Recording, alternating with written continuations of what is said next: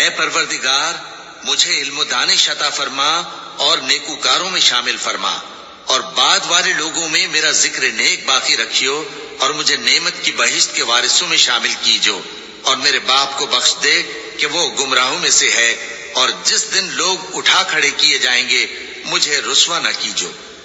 جس دن نہ مال ہی کچھ فائدہ دے سکے گا اور نہ بیٹے، ہاں جو شخص اللہ کے پاس بے روک دل لے کر آیا وہ بچ جائے گا،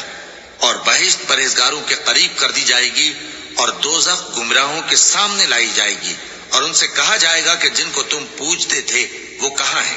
یعنی جن کو اللہ کے سوا پوجتے تھے، کیا وہ تمہاری مدد کر سکتے ہیں یا خود بدلہ لے سکتے ہیں؟ تو وہ خود اور گمراہ یعنی بت اور بت پرست اوندھے منہ دوزخ میں ڈال دیے جائیں گے۔